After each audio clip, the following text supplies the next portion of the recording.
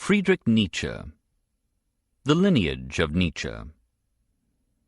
Nietzsche was the child of Darwin and the brother of Bismarck. It does not matter that he ridiculed the English evolutionists and the German nationalists. He was accustomed to denounce those who had most influenced him. It was his unconscious way of covering up his debts. The ethical philosophy of Spencer was not the most natural corollary of the theory of evolution. If life is a struggle for existence in which the fittest survive, then strength is the ultimate virtue, and weakness the only fault. Good is that which survives, which wins. Bad is that which gives way and fails. Only the mid-Victorian cowardice of the English Darwinians and the bourgeois respectability of French positivists and German socialists could conceal the inevitableness of this conclusion. These men were brave enough to reject Christian theology, but they did not dare to be logical, to reject the moral ideas, the worship of meekness and gentleness and altruism, which had grown out of that theology. They ceased to be Anglicans or Catholics or Lutherans, but they did not dare cease to be Christians. So argued Friedrich Nietzsche. The secret stimulus of the French free-thinkers from Voltaire to Auguste Comte was not to remain behind the Christian ideal, but to outbid it if possible. Comte, with his live for others, out-Christianizes Christianity. In Germany it was Schopenhauer, and in England John Stuart Mill, who gave the greatest fame to the theory of sympathetic affections, of pity, and of usefulness to others as the principle of action. All the systems of socialism placed themselves unwittingly upon the common ground of these doctrines. Darwin unconsciously completed the work of the encyclopedists. They had removed the theological basis of modern morals, but they had left that morality itself untouched and inviolate, hanging miraculously in the air. A little breath of biology was all that was needed to clear away this remnant of imposture. Men who could think clearly soon perceived what the profoundest minds of every age had known, that in this battle we call life, what we need is not goodness but strength, not humility but pride, not altruism but resolute intelligence, that equality and democracy are against the grain of selection and survival, that not masses but geniuses are the goal of evolution, that not justice but power is the arbiter of all differences and all destinies. So it seemed to Friedrich Nietzsche. Now, if all this were true, nothing could be more magnificent or significant than Bismarck. Here was a man who knew the realities of life, who said bluntly that there is no altruism among nations, and that modern issues are to be decided not by votes and rhetoric, but by blood and iron. What a cleansing whirlwind he was for a Europe rotten with delusions and democracy and ideals. In a few brief months he had brought decadent Austria to accept his leadership. In a few brief months he had humbled a France drunk with the legend of Napoleon. And in those brief months had he not also forced all those little German states, all those petty potentates, principalities, and powers to fuse themselves into a mighty empire, the very symbol of the new morality of strength? The growing military and industrial vigor of this new Germany needed a voice. The arbitrament of war needed a philosophy to justify it. Christianity would not justify it, but Darwinism could. Given a little audacity, and the thing could be done. Nietzsche had the audacity and became the voice. Youth. Nevertheless, his father was a minister. A long line of clergymen lay behind each of his parents, and he himself remained a preacher to the end. He attacked Christianity because there was so much of its moral spirit in him. His philosophy was an attempt to balance and correct, by violent contradiction, an irresistible tendency to gentleness and kindness and peace. Was it not the final insult that the good people of Genoa should call him Il Santo, the saint? His mother was a pious and Puritan lady, of the same sort that had fostered Immanuel Kant. And with perhaps one disastrous exception, Nietzsche remained pious and Puritan, chaste as a statue to the last. Therefore his assault on Puritanism and piety. How he longed to be a sinner, this incorrigible saint. He was born at Rücken, Prussia, on October 15, 1844, which happened to be the birthday of the reigning Prussian king, Frederick William IV. His father, who had tutored several members of the royal family, rejoiced at this patriotic coincidence and named the boy after the king. There was at all events one advantage in the choice of this day for my birth. My birthday throughout the whole of my childhood was a day of public rejoicing. The early death of his father left him a victim to the holy women of the household, who petted him into an almost feminine delicacy and sensibility. He disliked the bad boys of the neighborhood, who robbed birds' nests, raided orchards, played soldier, and told lies. His schoolmates called him the little minister, and one of them described him as a Jesus in the temple. It was his delight to seclude himself and read the Bible, or to read it to others so feelingly as to bring tears to their eyes. But there was a hidden nervous stoicism and pride in him. When his schoolfellows doubted the story of Musha Sivala, he ignited a batch of matches in the palm of his hand and let them lie there till they were burnt out. It was a typical incident. All his life long he was to seek physical and intellectual means of hardening himself into an idealized masculinity. What I am not, that for me is God and virtue. At 18 he lost his faith in the God of his fathers, and spent the remainder of his life looking for a new deity.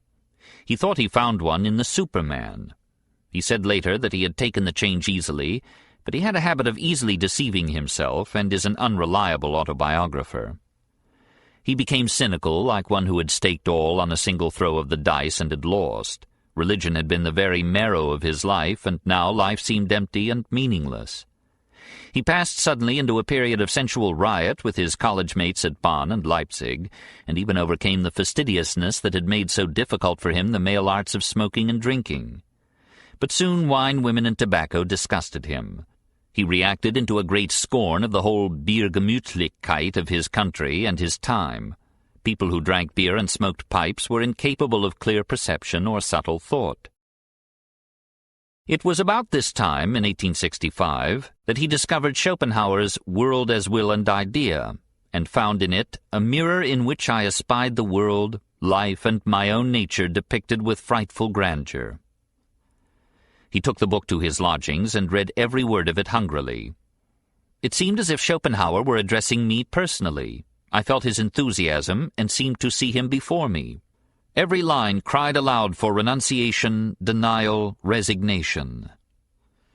The dark color of Schopenhauer's philosophy impressed itself permanently upon his thought, and not only when he was a devoted follower of Schopenhauer as educator, the title of one of his essays, but even when he came to denounce pessimism as a form of decadence, he remained at bottom an unhappy man, whose nervous system seemed to have been carefully designed for suffering, and whose exaltation of tragedy as the joy of life was but another self-deception. Only Spinoza or Goethe could have saved him from Schopenhauer. But though he preached equanimitas and amor fati, he never practiced them.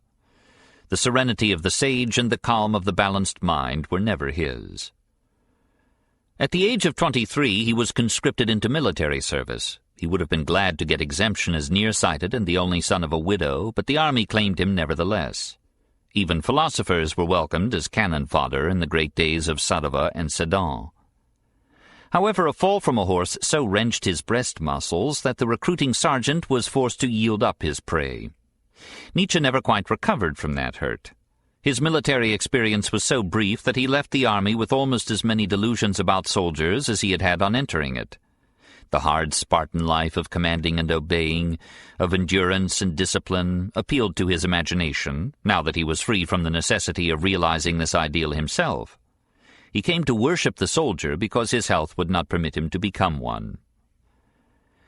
From military life he passed on to its antipodes, the academic life of a philologist. Instead of becoming a warrior, he became a Ph.D. At 25, he was appointed to the chair of classical philology at the University of Basel, from whose safe distance he could admire the bloody ironies of Bismarck. He had queer regrets on taking up this unheroically sedentary work. On the one hand, he wished he had gone into a practical and active profession, such as medicine, and at the same time he found himself drawn towards music. He had become something of a pianist and had written sonatas. Without music, he said, life would be a mistake. Not far from Basel was Tribschen, where that giant of music, Richard Wagner, was living with another man's wife. Nietzsche was invited to come and spend his Christmas there in 1869. He was a warm enthusiast for the music of the future, and Wagner did not despise recruits who could lend to his cause something of the prestige that goes with scholarship and universities. Under the spell of the great composer, Nietzsche began to write his first book, which was to begin with the Greek drama and end with The Ring of the Nibelungs, preaching Wagner to the world as the modern Aeschylus. He went up into the Alps to write in peace, far from the madding crowd, and there in 1870 came to him the news that Germany and France had gone to war. He hesitated. The spirit of Greece and all the muses of poetry and drama and philosophy and music had laid their consecrating hands upon him. But he could not resist the call of his country. Here was poetry, too. "Here," he wrote, "you have the state, of shameful origin, for the greater part of men a well of suffering that is never dried, a flame that consumes them in its frequent crises. And yet when it calls, our souls become forgetful of themselves.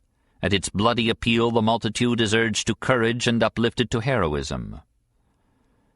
At Frankfurt, on his way to the front, he saw a troop of cavalry passing with magnificent clatter and display through the town.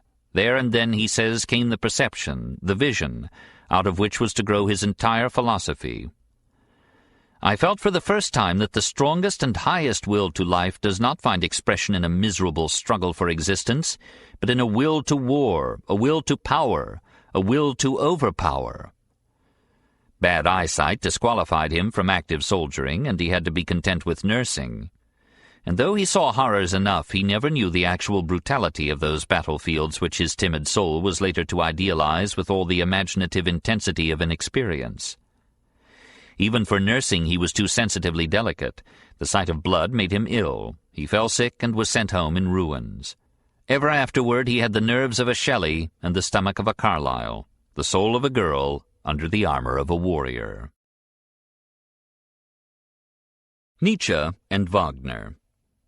Early in 1872 he published his first and his only complete book, The Birth of Tragedy Out of the Spirit of Music. Never had a philologist spoken so lyrically. He told of the two gods whom Greek art had worshipped.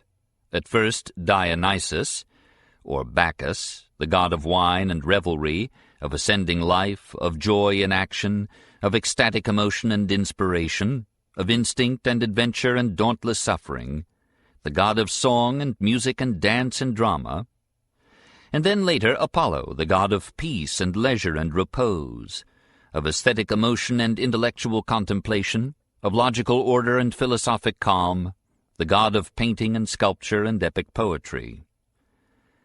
The noblest Greek art was a union of the two ideals, the restless masculine power of Dionysus and the quiet feminine beauty of Apollo. In drama, Dionysus inspired the chorus and Apollo the dialogue. The chorus grew directly out of the procession of the satyr-dressed devotees of Dionysus. The dialogue was an afterthought, a reflective appendage to an emotional experience.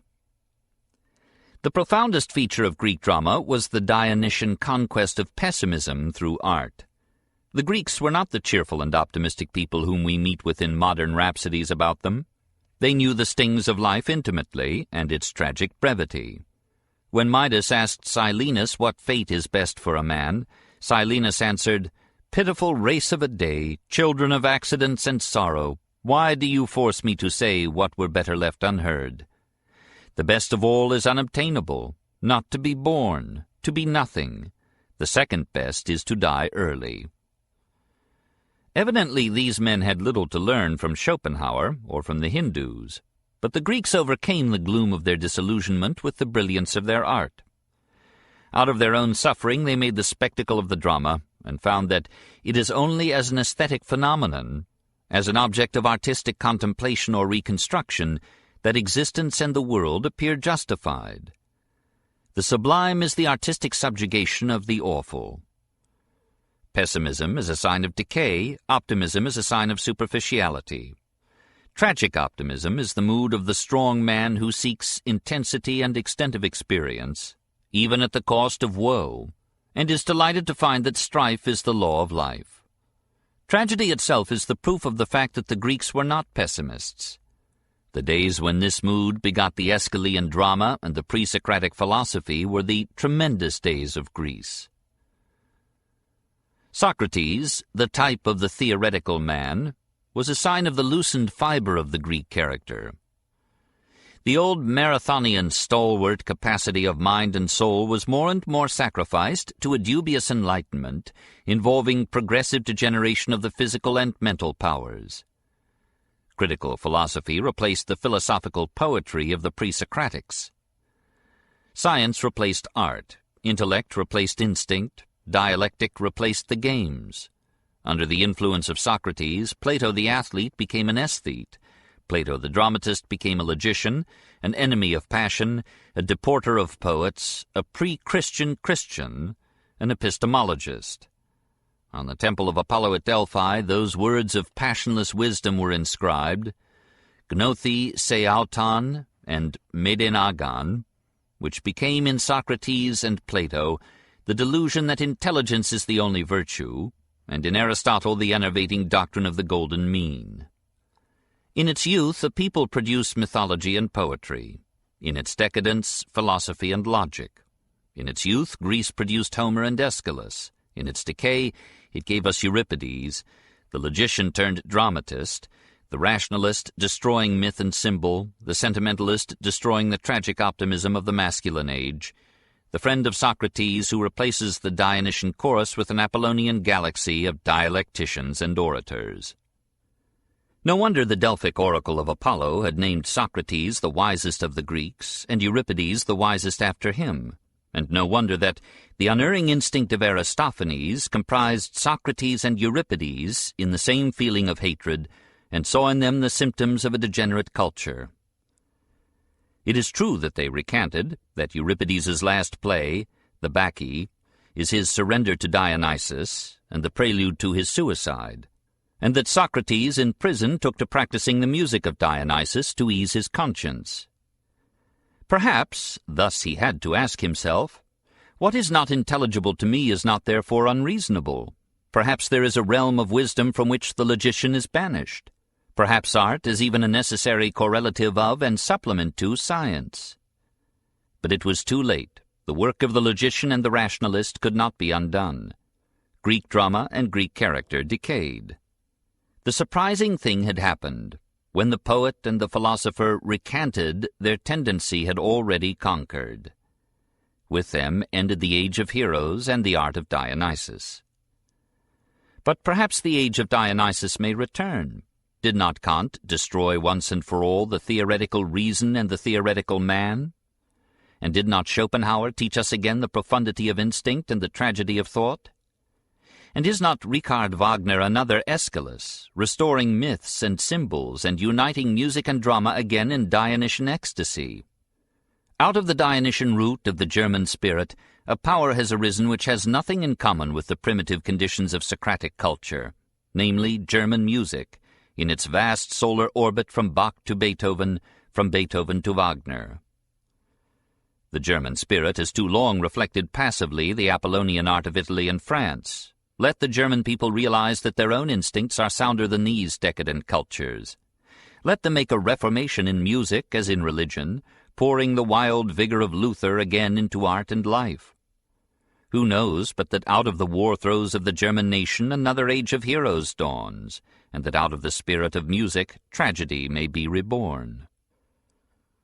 In 1872, Nietzsche returned to Basel, still weak in body, but with a spirit burning with ambition, and loath to consume itself in the drudgery of lecturing. I have before me work enough for 50 years, and I must mark time under the yoke. Already he was a little disillusioned with the war. The German Empire is extirpating the German spirit, he wrote. The victory of 1871 had brought a certain coarse conceit into the soul of Germany, and nothing could be more hostile to spiritual growth.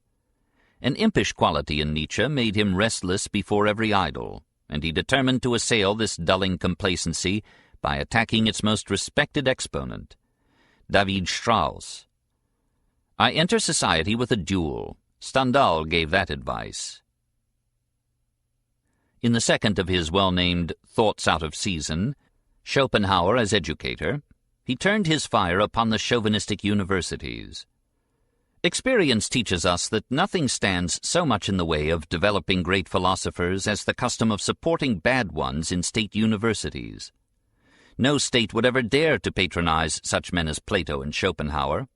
The state is always afraid of them. He renewed the attack in The Future of Our Educational Institutions, and in The Use and Abuse of History he ridiculed the submergence of the German intellect in the minutiae of antiquarian scholarship. Already in these essays, two of his distinctive ideas found expression: that morality, as well as theology, must be reconstructed in terms of the evolution theory, and that the function of life is to bring about not the betterment of the majority, who, taken as individuals, are the most worthless types, but the creation of genius, the development and elevation of superior personalities. The most enthusiastic of these essays was called Richard Wagner in Bayreuth. It hailed Wagner as a Siegfried who has never learned the meaning of fear, and as founder of the only real art, because the first to fuse all the arts into a great aesthetic synthesis. And it called upon Germany to realize the majestic significance of the coming Wagner festival. Bayreuth signifies for us the morning sacrament on the day of battle. This was the voice of youthful worship, the voice of an almost femininely refined spirit who saw in Wagner something of that masculine decisiveness and courage which went later into the conception of the Superman. But the worshipper was a philosopher too, and recognized in Wagner a certain dictatorial egotism offensive to an aristocratic soul. He could not bear Wagner's attack upon the French in 1871. Paris had not been kind to Tannhäuser, and he was astounded at Wagner's jealousy of Brahms. The central theme even of this laudatory essay boded no good for Wagner. The world has been orientalized long enough, and men now yearn to be Hellenized. But Nietzsche already knew that Wagner was half Semitic. And then in 1876 came Bayreuth itself, and Wagnerian opera night after night, without cuts, and Wagnerienne, and emperors and princes and princelets, and the idle rich crowding out the impecunious devotees. Suddenly it dawned upon Nietzsche how much of Geyer there was in Wagner. Nietzsche considered Wagner's father to be Ludwig Geyer, a Jewish actor. How much the Ring of the Nibelungs owed to the theatrical effects which abounded in it, and how far the melos that some missed in the music had passed into the drama. I had had visions of a drama overspread with the symphony, a form growing out of the lead. But the alien appeal of the opera drew Wagner irresistibly in the other direction. Nietzsche could not go in that direction. He detested the dramatic and the operatic. "I should be insane to stay here," he wrote. "I await with terror each of these long musical evenings. I can bear no more."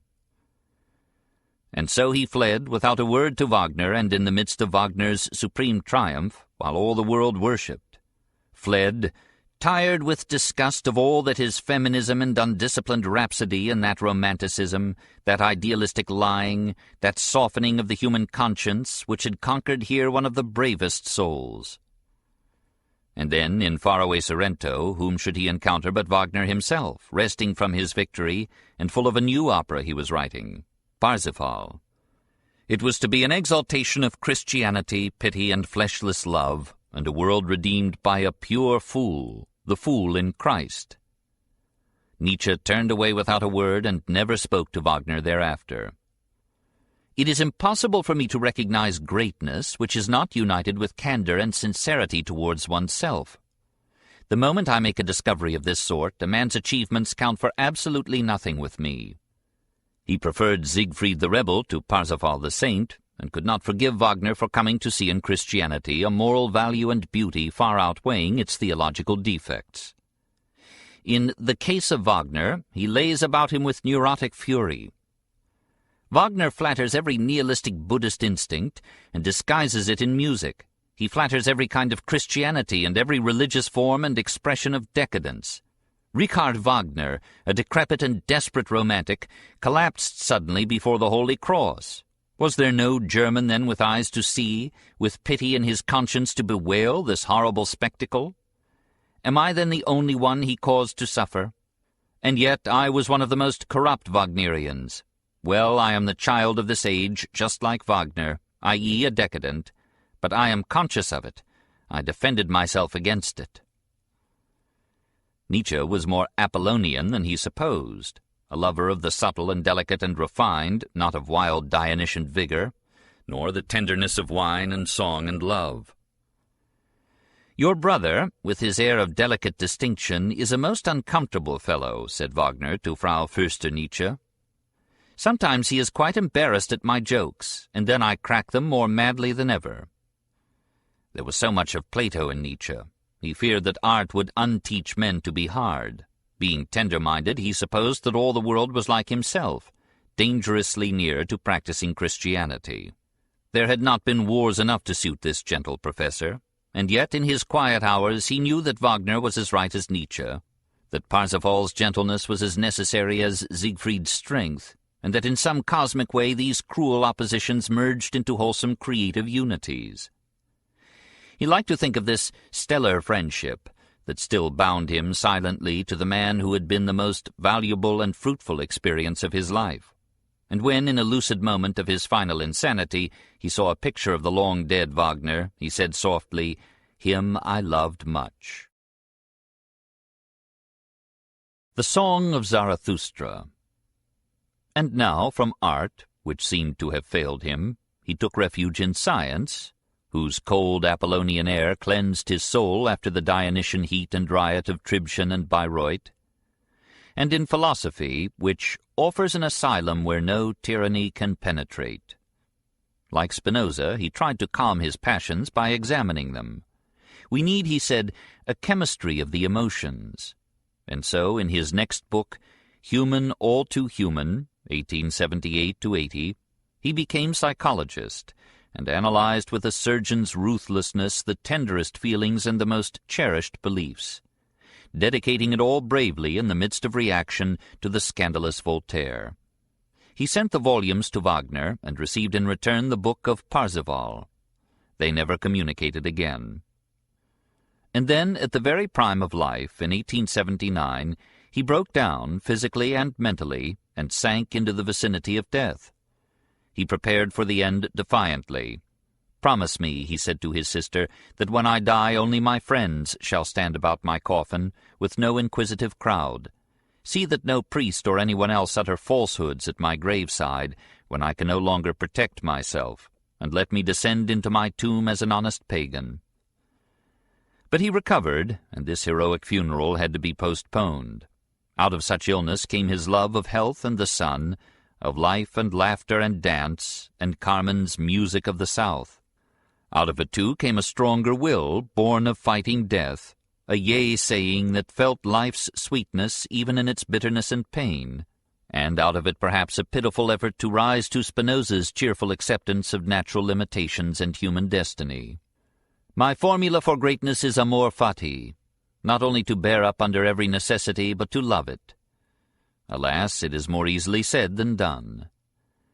The titles of his next books, The Dawn of Day, 1881, and The Joyful Wisdom, 1882, reflect a grateful convalescence.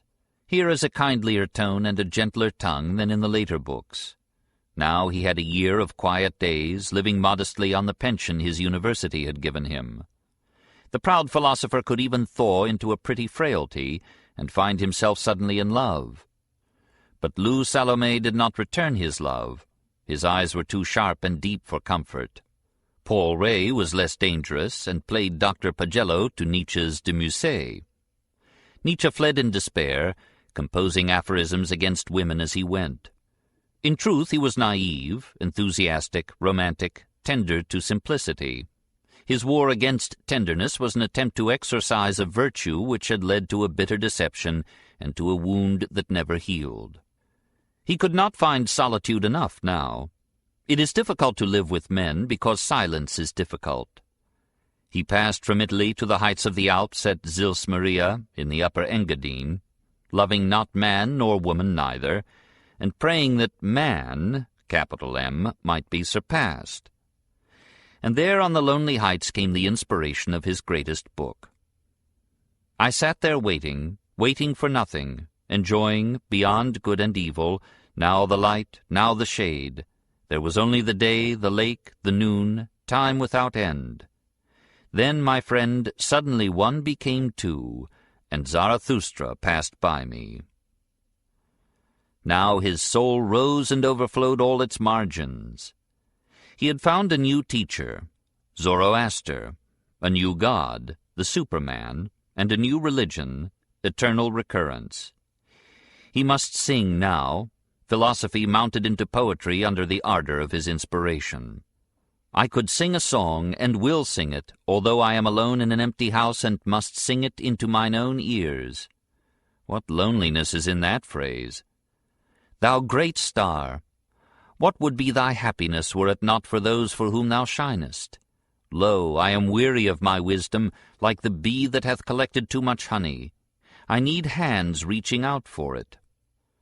So he wrote Thus Spake Zarathustra, 1883, and finished it in that hallowed hour when Richard Wagner gave up the ghost in Venice.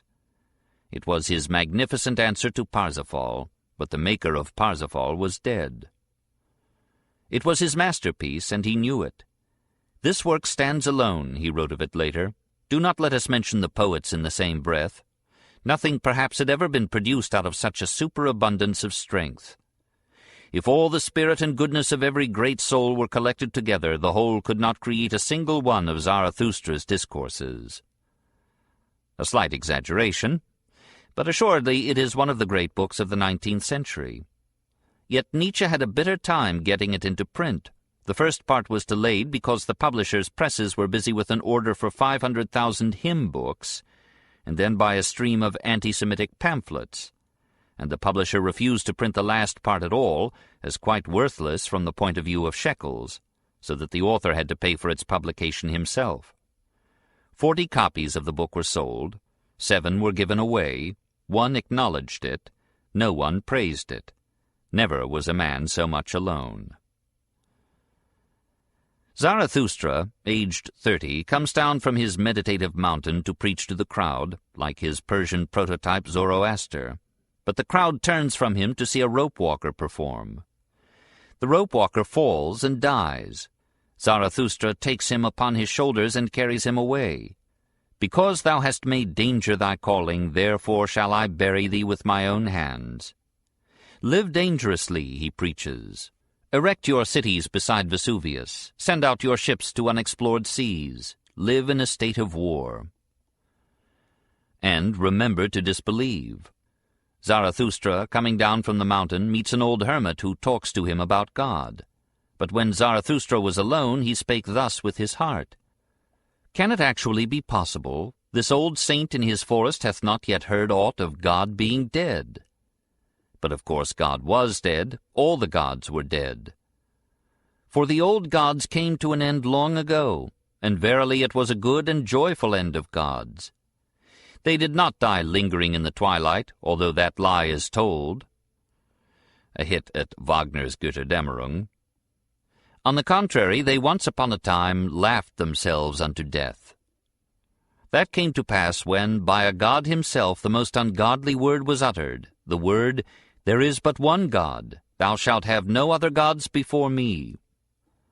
An old grim beard of a god, a jealous one, forgot himself thus. And then all gods laughed and shook on their chairs and cried, Is godliness not just that there are gods, but no God? Whoever hath ears, let him hear. Thus spake Zarathustra. What hilarious atheism! Is not just this godliness, that there are no gods? What could be created if there were gods? If there were gods, how could I bear to be no God? Consequently, there are no gods. Who is more ungodly than I, that I may enjoy his teachings? I conjure you, my brethren, remain faithful to earth, and do not believe those who speak unto you of superterrestrial hopes. Poisoners they are, whether they know it or not. Many an erstwhile rebel returns to this sweet poison at last as a necessary anesthesia for life. The higher men gather in Zarathustra's cave to prepare themselves to preach his doctrine. He leaves them for a while and returns to find them offering incense to a donkey who has created the world in his own image, i.e., as stupid as possible. This is not edifying, but then, says our text, He who must be a creator in good and evil, verily he must first be a destroyer and break values into pieces. Thus the highest evil is part of the highest goodness, but that is creative goodness. Let us speak thereon, ye wisest men, however bad it be. To be silent is worse, all unuttered truths become poisonous, and whatever will break on our truths, let it break. Many a house hath yet to be built. Thus spake Zarathustra. Is this irreverent? But Zarathustra complains that nobody knoweth any longer how to revere, and he calls himself the most pious of all those who believe not in God. He longs for belief and pities all who, like myself, suffer from the great loathing, for whom the old God died, and no new God yet lieth in cradles and napkins. And then he pronounces the name of the new God. Dead are all gods, now we will that Superman live. I teach you Superman. Man is a something that shall be surpassed. What have ye done to surpass him? What is great in man is that he is a bridge and not a goal. What can be loved in man is that he is a transition and a destruction. I love those who do not know how to live except in perishing, for they are those going beyond. I love the great despisers, because they are the great adorers. They are arrows of longing for the other shore. I love those who do not seek beyond the stars for a reason to perish and be sacrificed, but who sacrifice themselves to earth in order that earth may someday become Superman's. It is time for man to mark his goal. It is time for man to plant the germ of his highest hope. Tell me, my brethren, if the goal be lacking to humanity, is not humanity itself lacking? Love unto the most remote man is higher than love unto your neighbor. Nietzsche appears to foresee that every reader will think himself the Superman, and tries to guard against this by confessing that the Superman is not yet born. We can only be his forerunners and his soil. Will nothing beyond your capacity. Be not virtuous beyond your ability, and demand nothing of yourselves contrary to probability. Not for us is the happiness which only the Superman will know. Our best goal is work. For a long time I ceased not to strive for my happiness. Now I strive for my work. Nietzsche is not content with having created God in his own image. He must make himself immortal. After the Superman comes eternal recurrence. All things will return in precise detail and an infinite number of times. Even Nietzsche will return, and this Germany of blood and iron and sackcloth and ashes, and all the travail of the human mind from ignorance to Zarathustra.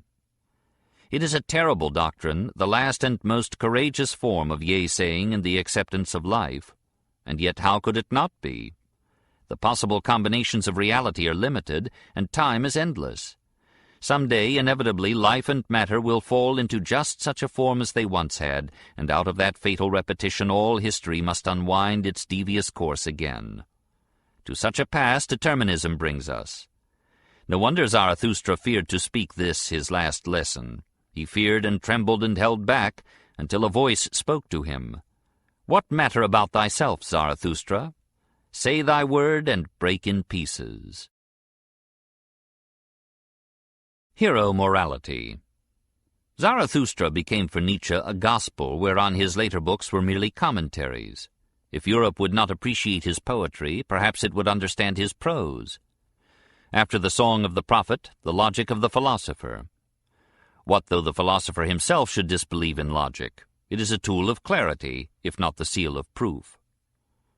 He was more than ever alone now, for Zarathustra had seemed a little queer even to Nietzsche's friends. Scholars like Overbeck and Burckhardt, who had been his colleagues at Basel and had admired the birth of tragedy, mourned the loss of a brilliant philologist and could not celebrate the birth of a poet. His sister, who had almost justified his view that for a philosopher a sister is an admirable substitute for a wife, left him suddenly to marry one of those anti-Semites whom Nietzsche despised, and went off to Paraguay to found a communistic colony. She asked her pale, frail brother to come along for the sake of his health, but Nietzsche valued the life of the mind more than the health of the body. He wished to stay where the battle was. Europe was necessary to him as a culture museum. He lived irregularly in place and time. He tried Switzerland and Venice and Genoa and Nice and Turin. He liked to write amid the doves that flock about the lions of St. Mark. This Piazza San Marco is my finest workroom. But he had to follow Hamlet's advice about staying out of the sun, which hurt his ailing eyes. He shut himself up in dingy, heatless attics and worked behind closed blinds. Because of his failing eyes, he wrote henceforth no books, but only aphorisms. He gathered some of these fragments together under the titles Beyond Good and Evil, 1886, and The Genealogy of Morals, 1887. He hoped in these volumes to destroy the old morality and prepare the way for the morality of the Superman. For a moment he became the philologist again, and sought to enforce his new ethic with etymologies that are not quite beyond reproach. He observes that the German language contains two words for bad, schlecht and böse. Schlecht was applied by the upper to the lower classes and meant ordinary, common. Later it came to mean vulgar, worthless, bad. Böse was applied by the lower to the upper classes and meant unfamiliar, irregular, incalculable, dangerous, harmful, cruel. Napoleon was böse. Many simple peoples feared the exceptional individual as a disintegrating force. There is a Chinese proverb that the great man is a public misfortune. Likewise, gut had two meanings, as opposite to schlecht and böse. As used by the aristocracy, it meant strong, brave, powerful, warlike, godlike. Gut from Gott. As used by the people, it meant familiar, peaceful, harmless, kind. Here, then, were two contradictory valuations of human behavior, two ethical standpoints and criteria. A Herren moral and a Herden moral, a morality of masters and a morality of the herd. The former was the accepted standard in classical antiquity, especially among the Romans. Even for the ordinary Roman, virtue was virtus, manhood, courage, enterprise, bravery. But from Asia, and especially from the Jews in the days of their political subjection, came the other standard.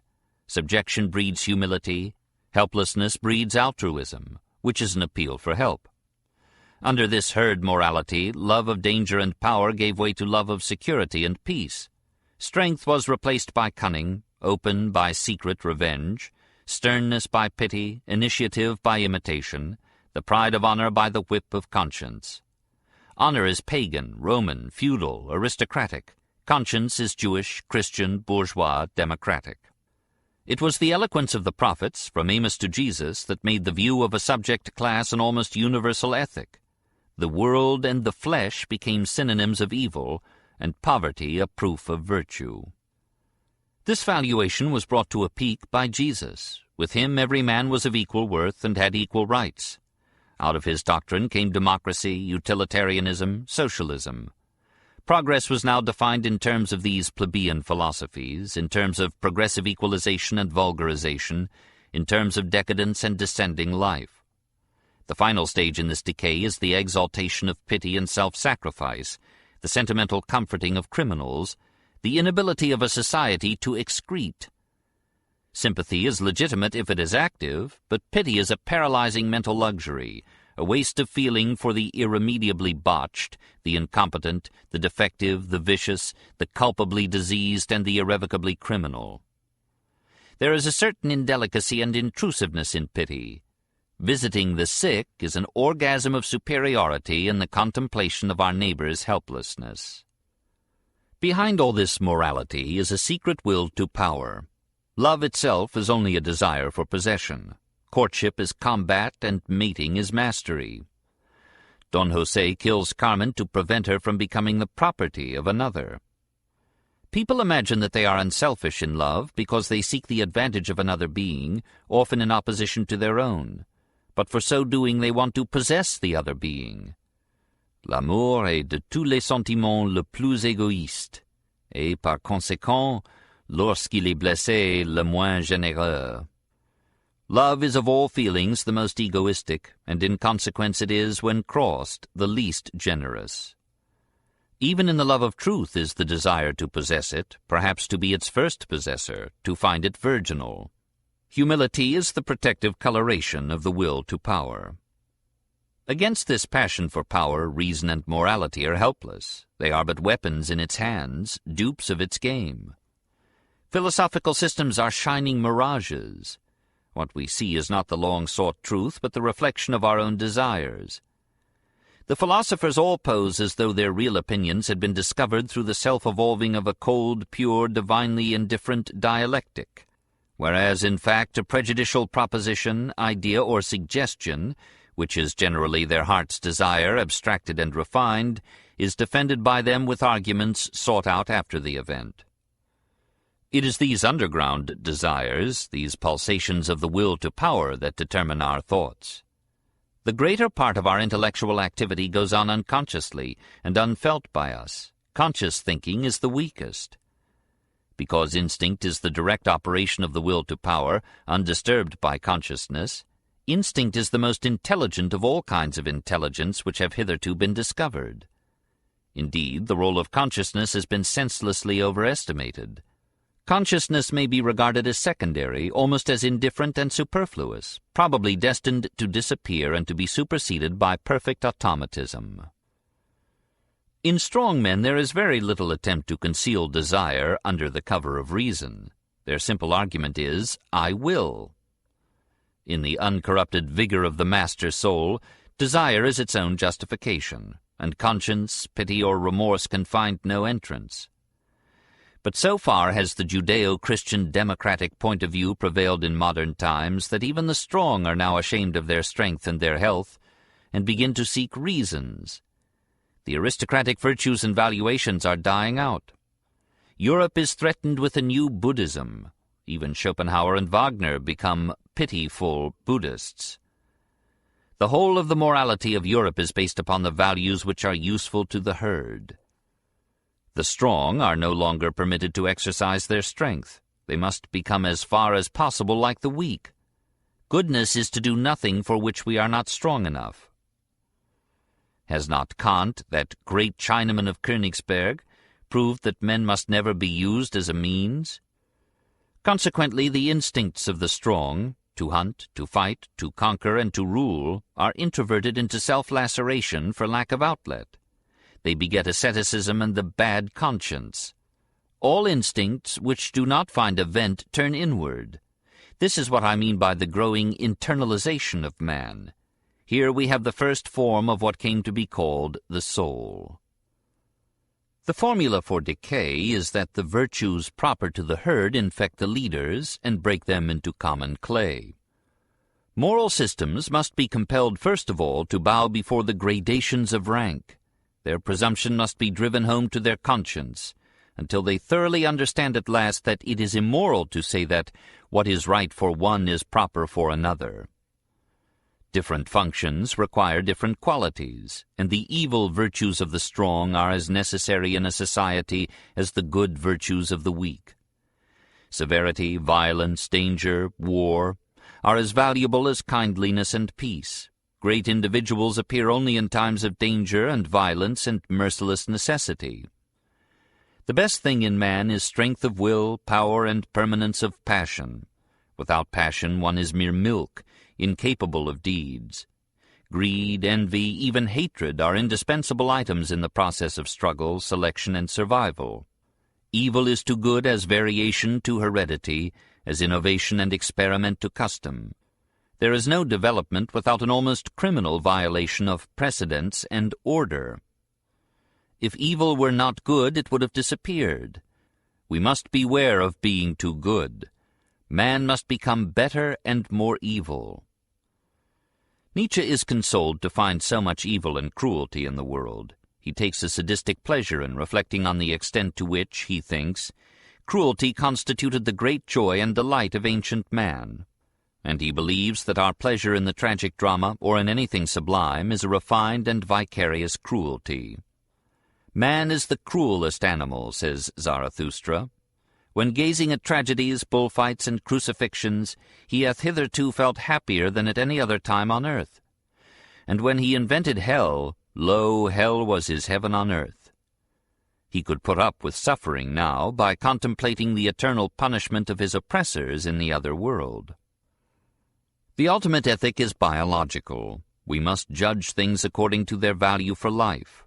We need a physiological transvaluation of all values. The real test of a man, or a group, or a species is energy, capacity, power. We may be partly reconciled to the 19th century, otherwise so destructive of all the higher virtues, by its emphasis on the physical. The soul is a function of an organism. One drop of blood too much or too little in the brain may make a man suffer more than Prometheus suffered from the vulture. Varying foods have varying mental effects. Rice makes for Buddhism, and German metaphysics is the result of beer. A philosophy, therefore, is true or false according as it is the expression and exaltation of ascending or of descending life. The decadent says, "Life is worth nothing." Let him rather say, "I am worth nothing."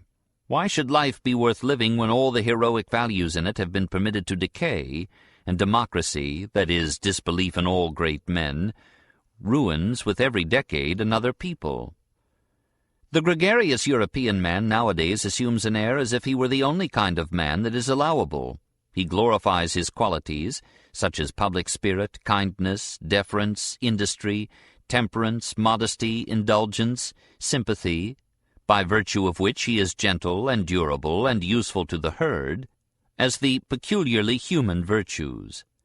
In cases, however, where it is believed that the leader and bellwether cannot be dispensed with, attempt after attempt is made nowadays to replace commanders by the summoning together of clever, gregarious men. All representative constitutions, for example, are of this origin. In spite of all, what a blessing, what a deliverance from a weight becoming unendurable, is the appearance of an absolute ruler for these gregarious Europeans. Of this fact, the effect of the appearance of Napoleon was the last great proof.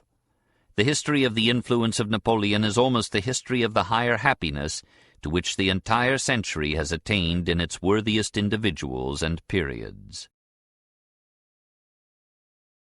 The Superman. Just as morality lies not in kindness but in strength, so the goal of human effort should be not the elevation of all but the development of finer and stronger individuals. Not mankind, but Superman is the goal. The very last thing a sensible man would undertake would be to improve mankind. Mankind does not improve.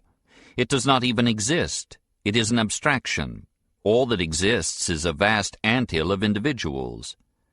The aspect of the whole is much more like that of a huge experimental workshop where some things in every age succeed, while most things fail.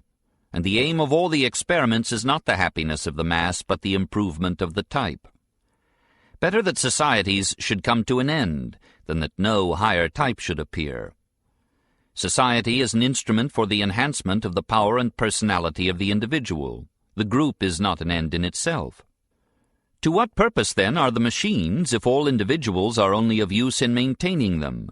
Machines, or social organizations, that are ends in themselves, is that the Humana Commedia?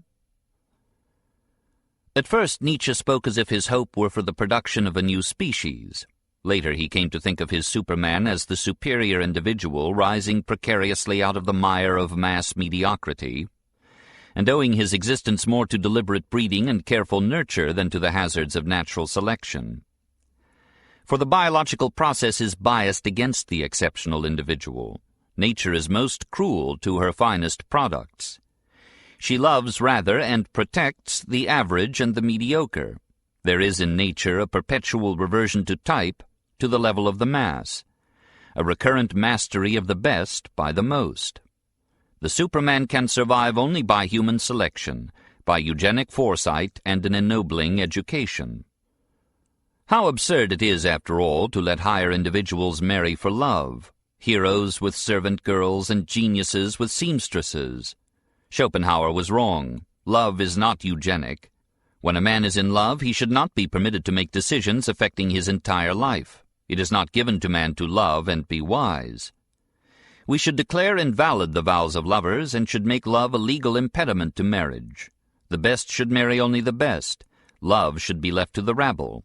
The purpose of marriage is not merely reproduction, it should also be development. Thou art young, and wishest for child and marriage. But I ask thee, art thou a man who dareth to wish for a child? Art thou the victorious one, the self-subduer, the commander of thy senses, the master of thy virtues? Or in thy wish doth there speak the animal, or necessity, or solitude, or discord with thyself? I would that thy victory and freedom were longing for a child. Thou shalt build living monuments unto thy victory and thy liberation. Thou shalt build beyond thyself, but first thou must build thyself square in body and soul. Thou shalt not only propagate thyself, but propagate thyself upward. Marriage, thus I call the will of two to create that one which is more than they who created it. I call marriage reverence unto each other as unto those who will such a will. Without good birth, nobility is impossible. Intellect alone does not ennoble. On the contrary, something is always needed to ennoble intellect. What then is needed? Blood. I do not refer here to the prefix lords or the almanac de Gotha. This is a parenthesis for donkeys. But given good birth and eugenic breeding, the next factor in the formula of the Superman is a severe school, where perfection will be exacted as a matter of course, not even meriting praise, where there will be few comforts and many responsibilities, where the body will be taught to suffer in silence and the will may learn to obey and to command. No libertarian nonsense, no weakening of the physical and moral spine by indulgence and freedom.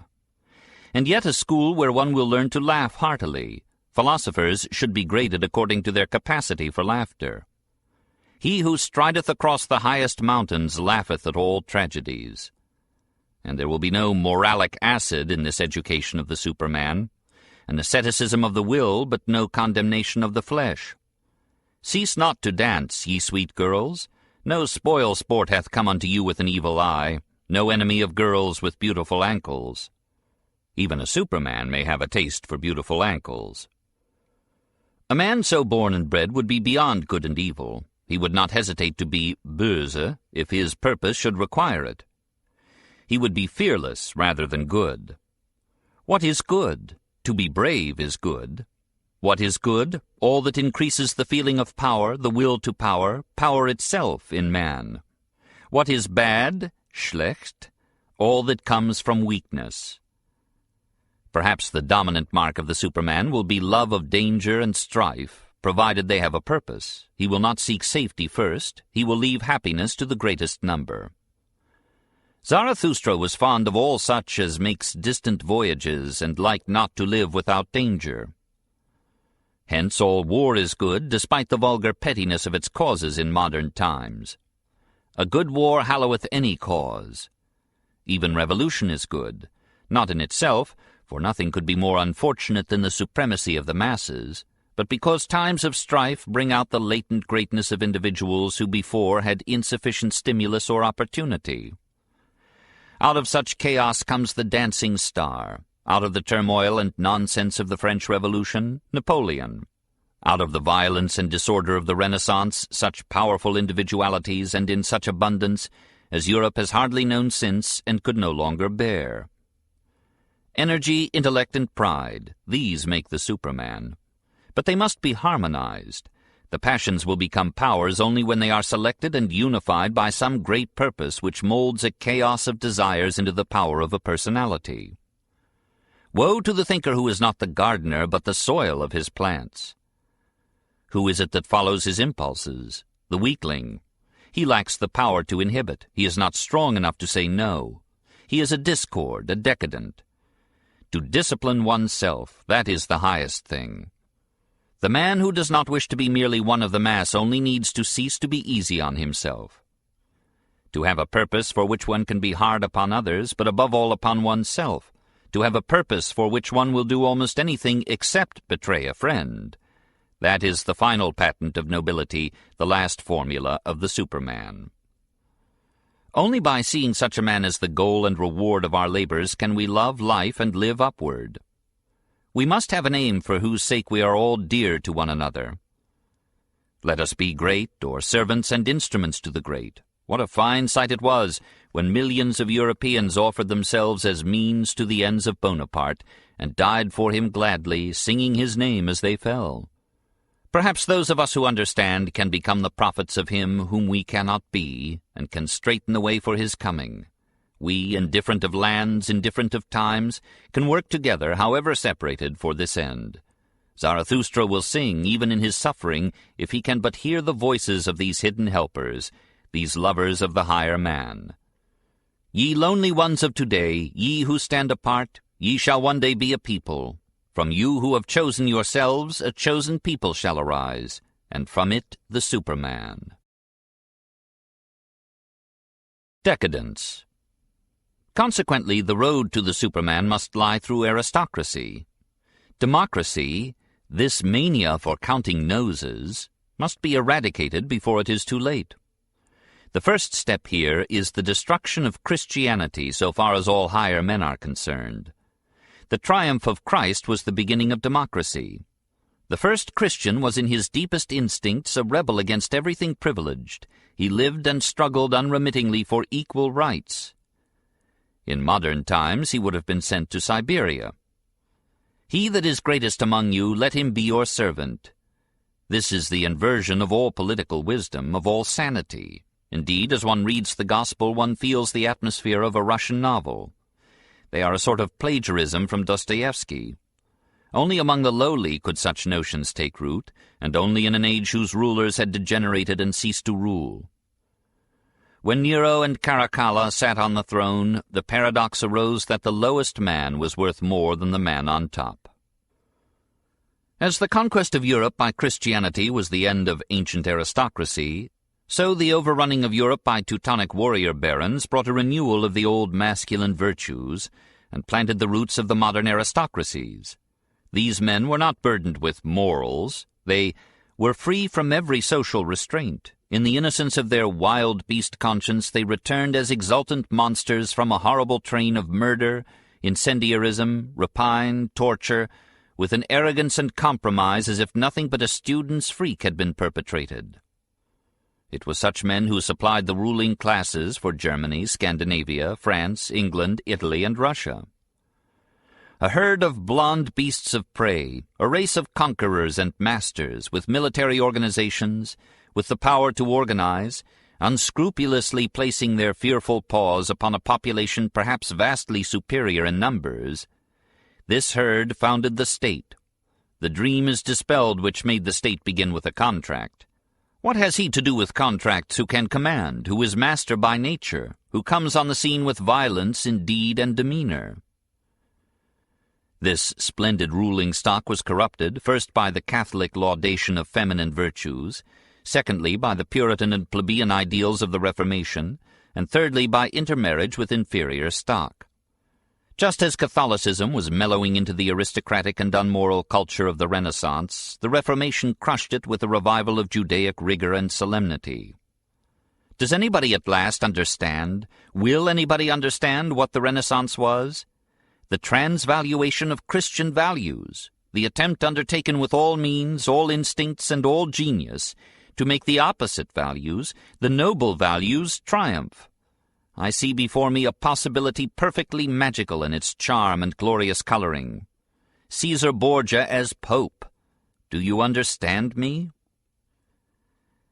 Protestantism and beer have dulled German wit. Add now Wagnerian opera. As a result, the present-day Prussian is one of the most dangerous enemies of culture. The presence of a German retards my digestion.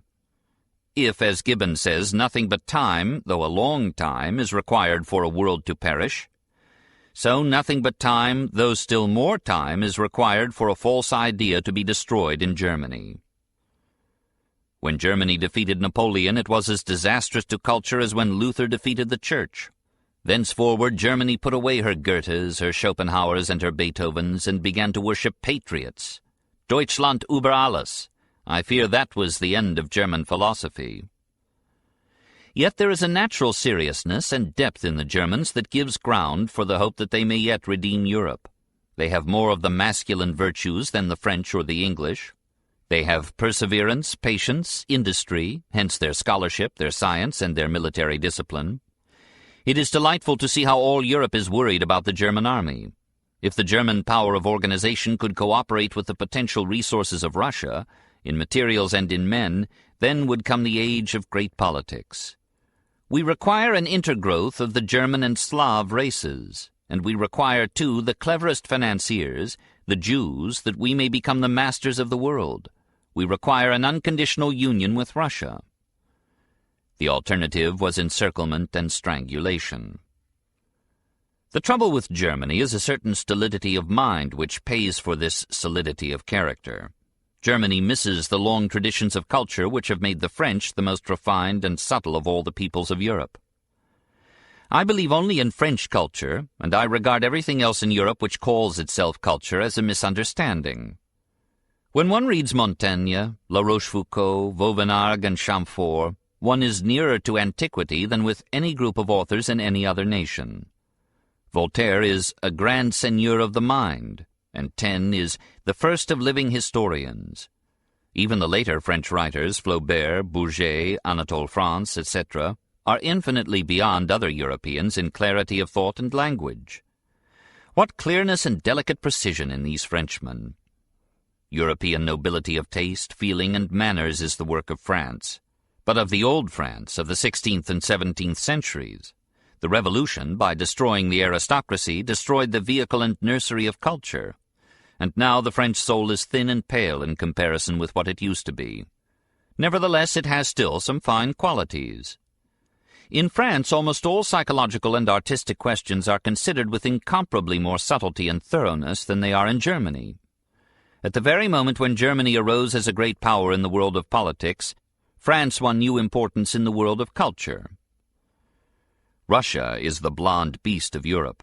Its people have a stubborn and resigned fatalism which gives them even nowadays the advantage over us Westerners.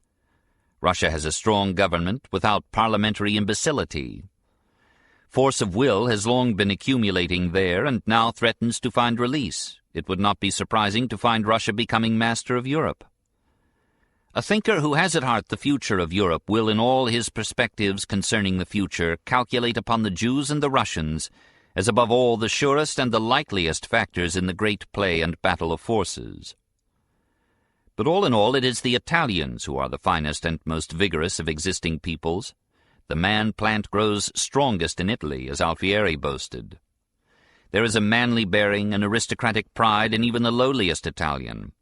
A poor Venetian gondolier is always a better figure than a Berlin Geheimrat, and in the end, indeed, a better man.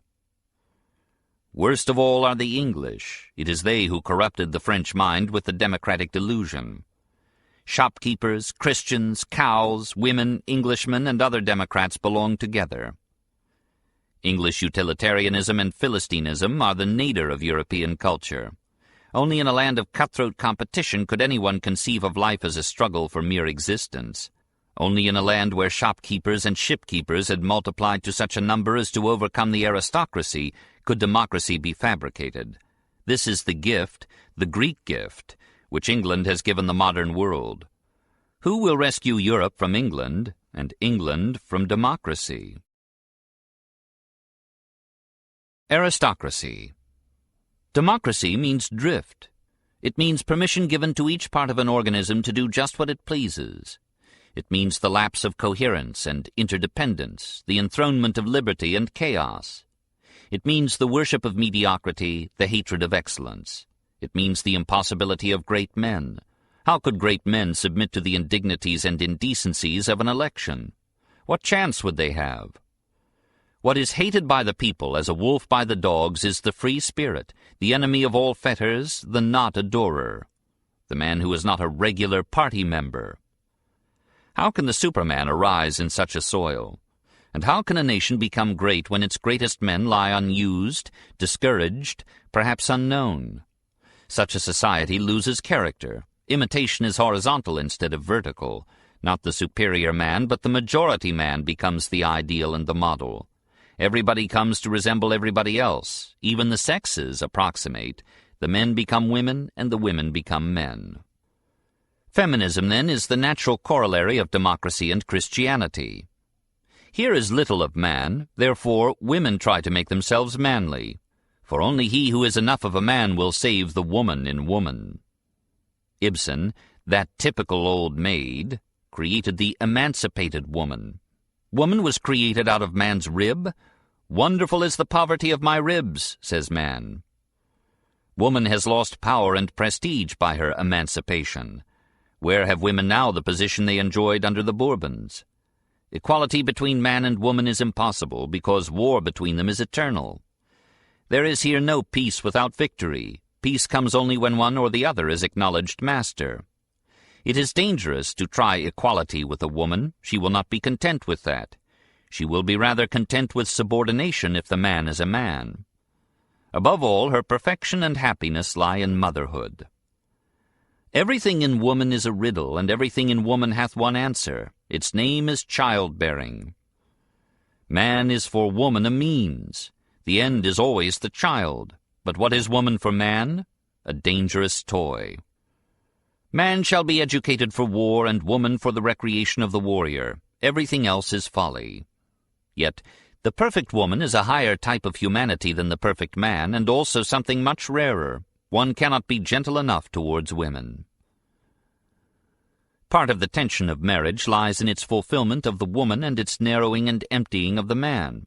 When a man woos a woman, he offers to give all the world for her, and when she marries him, he does. He must forget the world as soon as the child comes. The altruism of love becomes the egoism of the family.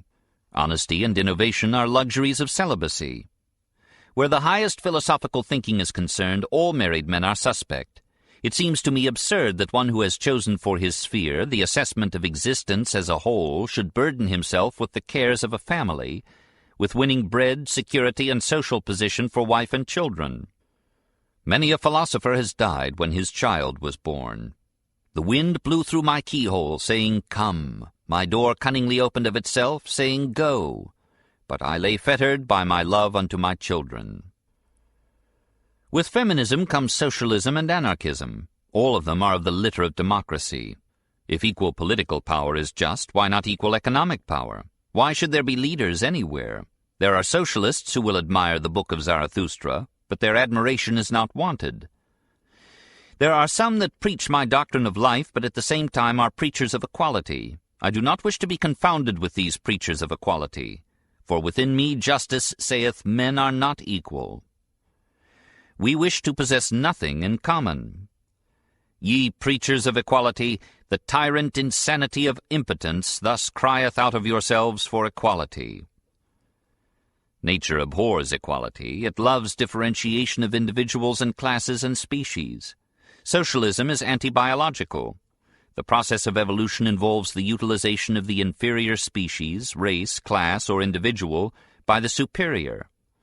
All life is exploitation and subsists ultimately in other life. Big fishes catch little fishes and eat them, and that is the whole story. Socialism is envy. They want something which we have. It is, however, an easily managed movement. All that is necessary to control it is to open occasionally the trapdoor between masters and slaves, and let the leaders of discontent come up into paradise. It is not the leaders that must be feared, but those lower down, who think that by a revolution they can escape the subordination which is the natural result of their incompetence and sloth. Yet the slave is noble only when he revolts. In any case, the slave is nobler than his modern masters, the bourgeoisie. It is a sign of the inferiority of 19th-century culture that the man of money should be the object of so much worship and envy. But these businessmen too are slaves, puppets of routine, victims of busyness. They have no time for new ideas. Thinking is taboo among them, and the joys of the intellect are beyond their reach. Hence their restless and perpetual search for happiness, their great houses which are never homes, their vulgar luxury without taste, their picture galleries of originals with cost attached, their sensual amusements that dull rather than refresh or stimulate the mind. Look at these superfluous. They acquire riches and become poorer thereby. They accept all the restraints of aristocracy without its compensating access to the kingdom of the mind. See how they climb, these swift apes. They climb over one another and thus drag themselves into the mud and depths, the stench of shopkeepers, the wriggling of ambition, the evil breath. There is no use in such men having wealth, for they cannot give it dignity by noble use, by the discriminating patronage of letters or the arts. Only a man of intellect should hold property. Others think of property as an end in itself and pursue it more and more recklessly. Look at the present madness of nations, which desire above all to produce as much as possible and to be as rich as possible. At last man becomes a bird of prey. They live in ambush for one another. They obtain things from each other by lying in wait. That is called by them good neighborliness. They seek the smallest profits out of every sort of rubbish. Today, mercantile morality is really nothing but a refinement on piratical morality, buying in the cheapest market and selling in the dearest. And these men cry out for laissez-faire, to be let alone, these very men who most need supervision and control. Perhaps even some degree of socialism, dangerous as that is, would be justified here. We should take all the branches of transport and trade which favor the accumulation of large fortunes, especially therefore the money market, out of the hands of private persons or private companies, and look upon those who own too much, just as upon those who own nothing, as types fraught with danger to the community. Higher than the bourgeois, and lower than the aristocrat, is the soldier. A general who uses up soldiers on the battlefield, where they have the pleasure of dying under the anesthesia of glory, is far nobler than the employer who uses up men in his profit machine. Observe with what relief men leave their factories for the field of slaughter. Napoleon was not a butcher, but a benefactor. He gave men death with military honors instead of death by economic attrition. People flocked to his lethal standard because they preferred the risks of battle to the unbearable monotony of making another million collar buttons. It is to Napoleon that the honor shall one day be given of having made for a time a world in which the man, the warrior, outweighed the tradesman and the Philistine. War is an admirable remedy for peoples that are growing weak and comfortable and contemptible. It excites instincts that rot away in peace. War and universal military service are the necessary antidotes to democratic effeminacy. When the instincts of a society ultimately make it give up war and conquest, it is decadent. It is ripe for democracy and the rule of shopkeepers. Yet the causes of modern war are anything but noble. Dynastic and religious wars were a little finer than settling trade disputes with guns. Within 50 years, these Babel governments, the democracies of Europe, will clash in a gigantic war for the markets of the world. But perhaps out of that madness will come the unification of Europe, an end for which even a trade war would not be too great a price to pay. For only out of a unified Europe can come that higher aristocracy by which Europe may be redeemed. The problem of politics is to prevent the businessman from ruling, for such a man has the short sight and narrow grasp of a politician, not the long view and wide range of the born aristocrat trained to statesmanship. The finer man has a divine right to rule, i.e., the right of superior ability. The simple man has his place, but it is not on the throne. In his place the simple man is happy, and his virtues are as necessary to society as those of the leader. It would be absolutely unworthy a deeper mind to consider mediocrity in itself as an objection. Industriousness, thrift, regularity, moderation, strong conviction. With such virtues the mediocre man becomes perfect, but perfect only as an instrument. A high civilization is a pyramid. It can stand only upon a broad base. Its prerequisite is a strongly and soundly consolidated mediocrity. Always and everywhere some will be leaders and some followers. The majority will be compelled, and will be happy, to work under the intellectual direction of higher men. Wherever I found living things, there also I heard the speech of obedience. All living things are things that obey. And this is the second. He is commanded who cannot obey his own self. This is the way of living things. But this is the third I heard. To command is more difficult than to obey, and not only that the commander beareth the burden of all who obey, and that this burden easily crusheth him, an effort and a jeopardy appeared unto me to be contained in all commanding, and whenever living things command, they risk themselves. The ideal society, then, would be divided into three classes: producer, farmers, proletaires, and businessmen; officials, soldiers and functionaries; and rulers. The latter would rule, but they would not officiate in government. The actual work of government is a menial task. The rulers will be philosopher-statesmen rather than office-holders. Their power will rest on the control of credit and the army, but they themselves will live more like soldiers than like financiers. They will be Plato's guardians again. Plato was right. Philosophers are the highest men.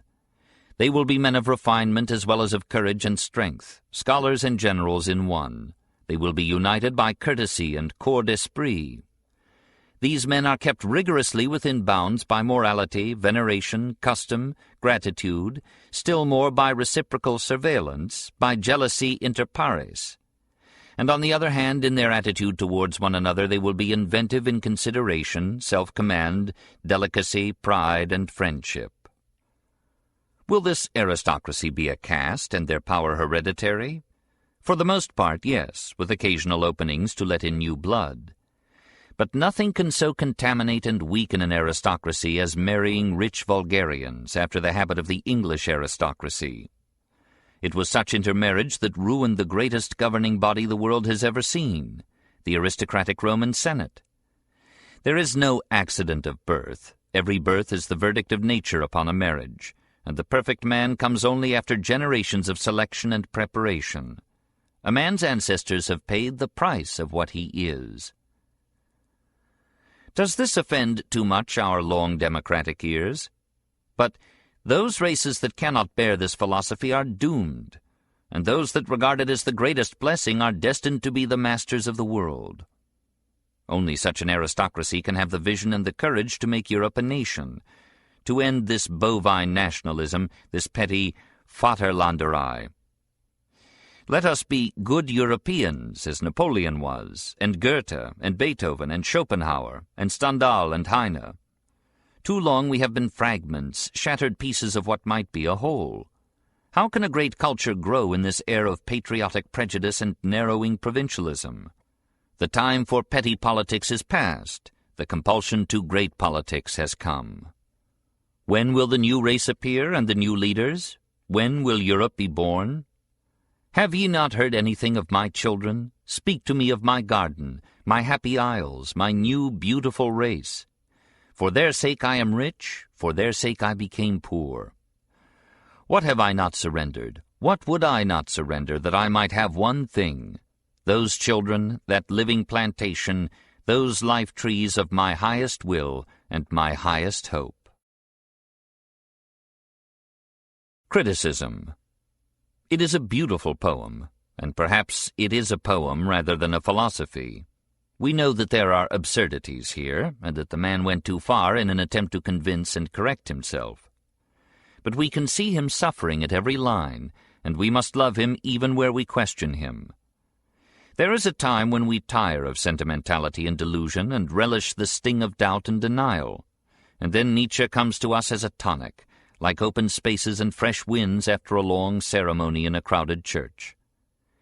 He who knows how to breathe in the air of my writings is conscious that it is the air of the heights, that it is bracing. A man must be built for it, otherwise the chances are that it will kill him. Let none mistake this acid for infant's milk. And then, what style! People will say some day that Heine and I were the greatest artists, by far, that ever wrote in German, and that we left the best any mere German could do an incalculable distance behind us. And it is almost so. My style dances, he says. Every sentence is a lance. The language is supple, vigorous, nervous. The style of a fencer, too quick and brilliant for the normal eye.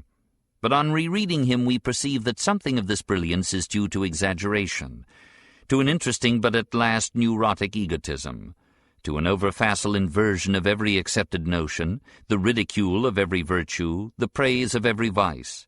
He takes, we discover, a sophomore's delight in shocking. We conclude that it is easy to be interesting when one has no prejudices in favor of morality. These dogmatic assertions, these unmodified generalizations, these prophetic repetitions, these contradictions, of others not more than of himself, reveal a mind that has lost its balance and hovers on the edge of madness. At last this brilliance tires us out and exhausts our nerves. like whips upon the flesh, or loud emphasis in conversation. There is a sort of Teutonic bluster in this violence of speech, none of that restraint which is the first principle of art, none of that balance, harmony, and controversial urbanity which Nietzsche so admired in the French. Nevertheless, it is a powerful style. We are overwhelmed with the passion and iteration of it. Nietzsche does not prove, he announces and reveals. He wins us with his imagination rather than with his logic. He offers us not a philosophy merely, nor yet only a poem, but a new faith, a new hope, a new religion. His thought, as much as his style, reveals him as a son of the Romantic movement. What, he asks, does a philosopher firstly and lastly require of himself? To overcome his age in himself, to become timeless. But this was a counsel of perfection which he more honored in the breach than in the observance. He was baptized with the spirit of his age, and by total immersion. He did not realize how Kant's subjectivism, the world is my idea, as Schopenhauer honestly put it, had led to Fichte's absolute ego, and this to Stirner's unbalanced individualism, and this to the unmoralism of the Superman. The Superman is not merely Schopenhauer's genius and Carlyle's hero and Wagner's Siegfried. He looks suspiciously like Schiller's Karl Moor and Goethe's Goetz. Nietzsche took more than the word Übermensch from the young Goethe, whose later Olympian calm he scorned so enviously. His letters are full of romantic sentiment and tenderness. I suffer recurs in them almost as frequently as I die in Heine. He calls himself a mystic and almost Menadic soul, and speaks of the birth of tragedy as the confession of a romanticist. I am afraid, he writes to Brandes, that I am too much of a musician not to be a romanticist. An author must become silent when his work begins to speak. But Nietzsche never conceals himself and rushes into the first person on every page. His exaltation of instinct against thought, of the individual against society, of the Dionysian against the Apollonian, i.e. the romantic against the classic type, betrays his time as definitely as the dates of his birth and his death. He was, for the philosophy of his age, what Wagner was for its music, the culmination of the Romantic movement, the high tide of the Romantic stream. He liberated and exalted the will and the genius of Schopenhauer from all social restraint, as Wagner liberated and exalted the passion that had torn at its classic bonds in the Sonata Pathétique and the Fifth and Ninth Symphonies. He was the last great scion of the lineage of Rousseau. Let us go back now on the road we have traveled with Nietzsche, and tell him, however ineffectually, some of the objections with which we were so often tempted to interrupt him. He was wise enough to see for himself, in his later years, how much absurdity had contributed to the originality of The Birth of Tragedy. Scholars like Wilamowitz Mühlendorf laughed the book out of the philologic court. The attempt to deduce Wagner from Aeschylus was the self-immolation of a young devotee before a despotic god. Who would have thought that the Reformation was Dionysian, i.e. wild, unmoral, vinous, bacchanalian, and that the Renaissance was quite the opposite of these, quiet, restrained, moderate, Apollonian? Who would have suspected that Socratism was the culture of the opera? The attack on Socrates was the disdain of a Wagnerian for logical thought. The admiration for Dionysus was a sedentary man's idolatry of action, hence also the apotheosis of Napoleon, and a bashful bachelor's secret envy of masculine bibulousness and sexuality. Perhaps Nietzsche was right in considering the pre-Socratic age as the halcyon days of Greece. No doubt the Peloponnesian War undermined the economic and political basis of Periclean culture. But it was a little absurd to see in Socrates only a disintegrating criticism, as if Nietzsche's own function was not chiefly this, and not also a work of salvage for a society ruined less by philosophy than by war and corruption and immorality. Only a professor of paradox could rank the obscure and dogmatic fragments of Heraclitus above the mellowed wisdom and the developed art of Plato. Nietzsche denounces Plato as he denounces all his creditors. No man is a hero to his debtor. But what is Nietzsche's philosophy but the ethics of Thrasymachus and Callicles, and the politics of Plato's Socrates? With all his philology, Nietzsche never quite penetrated to the spirit of the Greeks, never learned the lesson that moderation and self-knowledge, as taught by the Delphic inscriptions and the great philosophers, must bank, without extinguishing, the fires of passion and desire, that Apollo must limit Dionysus. Some have described Nietzsche as a pagan, but he was not that, neither Greek pagan like Pericles nor German pagan like Goethe. He lacked the balance and restraint that made these men strong. "I shall give back to men the serenity which is the condition of all culture," he writes. But alas, how can one give what one has not? Of all Nietzsche's books, Zarathustra is safest from criticism, partly because it is obscure, and partly because its inexpugnable merits dwarf all fault-finding. The idea of eternal recurrence, though common to the Apollonian Spencer as well as to the Dionysian Nietzsche, strikes one as unhealthy fancy, a weird last-minute effort to recover the belief in immortality. Every critic has seen the contradiction between the bold preachment of egoism — Zarathustra proclaims the ego whole and holy, and selfishness blessed, an unmistakable echo of Stirner — and the appeal to altruism and self-sacrifice in the preparation and service of the Superman. But who, reading this philosophy, will classify himself as servant and not as Superman? As for the ethical system of beyond good and evil and the genealogy of morals, it is stimulating exaggeration. We acknowledge the need of asking men to be braver and harder on themselves. Almost all ethical philosophies have asked that. But there is no urgent necessity for asking people to be crueler and more evil. Surely this is a work of supererogation. And there is no great call to complain that morality is a weapon used by the weak to limit the strong. The strong are not too deeply impressed by it, and make rather clever use of it in turn. Most moral codes are imposed from above rather than from below, and the crowd praises and blames by prestige imitation. It is well, too, that humility should be occasionally maltreated. "We have had deprecation and ducking long enough," as the good grey poet said, but one does not observe any superabundance of this quality in modern character. Nietzsche here fell short of that historical sense which he lauded as so necessary to philosophy, or he would have seen the doctrine of meekness and humbleness of heart as a necessary antidote to the violent and warlike virtues of the barbarians who nearly destroyed, in the first millennium of the Christian era, that very culture to which Nietzsche always returns for nourishment and refuge. Surely this wild emphasis on power and movement is the echo of a feverish and chaotic age. This supposedly universal will to power hardly expresses the quiescence of the Hindu, the calm of the Chinese, or the satisfied routine of the medieval peasant. Power is the idol of some of us, but most of us long rather for security and peace.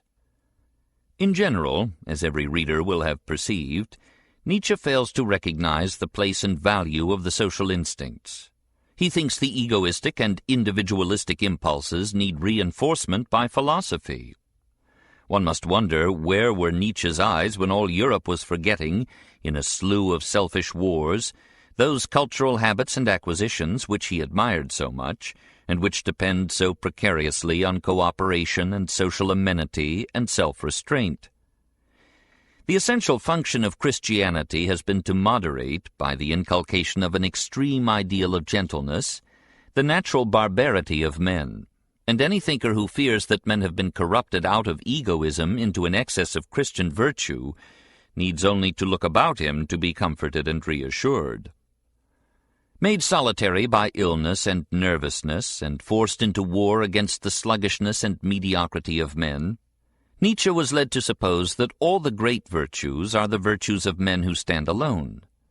He reacted from Schopenhauer's submergence of the individual in the species to an unbalanced liberation of the individual from social control. Foiled in his search for love, he turned upon woman with a bitterness unworthy of a philosopher and unnatural in a man. Missing parentage and losing friendship, he never knew that the finest moments of life come through mutuality and comradeship, rather than from domination and war. He did not live long enough, or widely enough, to mature his half-truths into wisdom. Perhaps if he had lived longer, he would have turned his strident chaos into a harmonious philosophy. Truer of him than of the Jesus to whom he applied them were his own words. He died too early. He himself would have revoked his doctrine had he reached a riper age. Noble enough to revoke he was. But death had other plans. Perhaps in politics his vision is sounder than in morals. Aristocracy is the ideal government. Who shall deny it? O ye kind heavens, there is in every nation a fittest, a wisest, bravest, best. Whom could we find and make king over us, all were in truth well. By what art discover him? Will the heavens in their pity teach us no art? For our need of him is great. But who are the best? Do the best appear only in certain families, and must we therefore have hereditary aristocracy? But we had it, and it led to clique pursuits, class irresponsibility, and stagnation. Perhaps aristocracies have been saved, as often as destroyed, by intermarriage and the middle classes. How else has the English aristocracy maintained itself? And perhaps inbreeding degenerates? Obviously, there are many sides to these complex problems, at which Nietzsche has flung so lustily his yeas and nays. Hereditary aristocracies do not like world unification. They tend to a narrowly nationalistic policy, however cosmopolitan they may be in conduct. If they abandon nationalism, they would lose a main source of their power, the manipulation of foreign relations. And perhaps a world state would not be so beneficial to culture as Nietzsche thinks. Large masses move slowly, and Germany probably did more for culture when she was merely a geographical expression, with independent courts rivaling one another in the patronage of art, than in her days of unity and empire and expansion. It was not an emperor who cherished Goethe and rescued Wagner. It is a common delusion that the great periods of culture have been ages of hereditary aristocracy. On the contrary, the efflorescent periods of Pericles and the Medici and Elizabeth and the Romantic Age were nourished with the wealth of a rising bourgeoisie.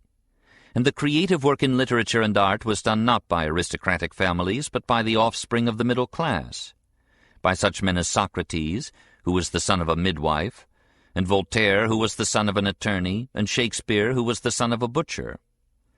It is ages of movement and change that stimulate cultural creation, ages in which a new and vigorous class is rising to power and pride. And so in politics, it would be suicidal to exclude from statesmanship such genius as lacked aristocratic pedigree. The better formula, surely, is a career open to talent wherever born. And genius has a way of getting born in the most outlandish places. Let us be ruled by all the best. An aristocracy is good only if it is a fluent body of men whose patent to power lies not in birth but in ability. An aristocracy continually selected and nourished out of a democracy of open and equal opportunity to all. After these deductions, if they must be made, what remains? Enough to make the critic uncomfortable. Nietzsche has been refuted by every aspirant to respectability, and yet he stands as a milestone in modern thought and a mountain peak in German prose. No doubt he was guilty of a little exaggeration when he predicted that the future would divide the past into before Nietzsche and after Nietzsche, but he did succeed in effecting a wholesome critical review of institutions and opinions that for centuries had been taken for granted. It remains that he opened a new vista into Greek drama and philosophy, that he showed at the outset the seeds of romantic decadence in the music of Wagner, that he analyzed our human nature with a subtlety as sharp as a surgeon's knife and perhaps as salutary, that he laid bare some hidden roots of morality as no other modern thinker had done, that he introduced a value hitherto practically unknown in the realms of ethics, namely aristocracy, that he compelled an honest taking of thought about the ethical implications of Darwinism, that he wrote the greatest prose poem in the literature of his century, and, this above all, that he conceived of man as something that man must surpass. He spoke with bitterness, but with invaluable sincerity, and his thought went through the clouds and cobwebs of the modern mind like cleansing lightning and a rushing wind. The air of European philosophy is clearer and fresher now because Nietzsche wrote. Finale. I love him who willeth the creation of something beyond himself, and then perisheth, said Zarathustra. Undoubtedly, Nietzsche's intensity of thought consumed him prematurely. His battle against his time unbalanced his mind. It has always been found a terrible thing to war with the moral system of one's age. It will have its revenge, from within and from without. Towards the end, Nietzsche's work grew in bitterness. He attacked persons as well as ideas, Wagner, Christ, etc. Growth in wisdom, he wrote, may be exactly measured by decrease in bitterness.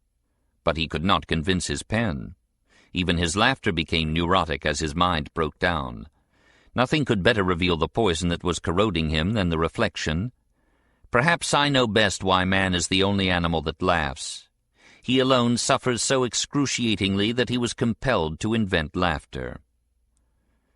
Disease and increasing blindness were the physiological side of his breakdown.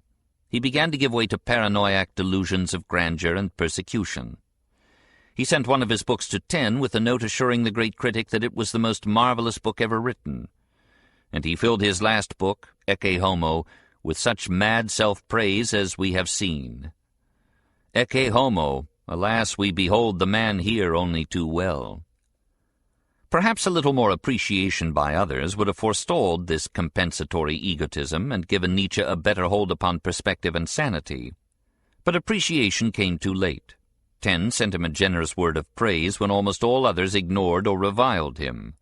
Brandes wrote to tell him that he was giving a course of lectures on the aristocratic radicalism of Nietzsche at the University of Copenhagen. Strindberg wrote to say that he was turning Nietzsche's ideas to dramatic use. Perhaps best of all, an anonymous admirer sent a check for $400. But when these bits of light came, Nietzsche was almost blind in sight and soul, and he had abandoned hope. "My time is not yet," he wrote. "Only the day after tomorrow belongs to me." The last blow came at Turin in January 1889, in the form of a stroke of apoplexy. He stumbled blindly back to his attic room and dashed off mad letters. To Cosima Wagner, 4 words, "Ariadne, I love you." To Brandes, a longer message signed "The Crucified." And to Burckhardt and Overbeck such fantastic missives that the latter hurried to his aid. He found Nietzsche ploughing the piano with his elbows, singing and crying his Dionysian ecstasy. They took him at first to an asylum, but soon his old mother came to claim him and take him under her own forgiving care. What a picture! The pious woman who had borne sensitively but patiently the shock of her son's apostasy from all that she held dear, and who, loving him none the less, received him now into her arms like another Pietà. She died in 1897, and Nietzsche was taken by his sister to live in Weimar. There a statue of him was made by Kramer, a pitiful thing showing the once powerful mind broken, helpless, and resigned. Yet he was not at all unhappy. The peace and quiet which he had never had when sane were his now. Nature had had mercy on him when she made him mad. He caught his sister once weeping as she looked at him, and he could not understand her tears. "Lisbeth," he asked, "why do you cry? Are we not happy?" On one occasion he heard talk of books. His pale face lit up. "Ah," he said, brightening, "I too have written some good books." And the lucid moment passed. He died in 1900. Seldom has a man paid so great a price for genius.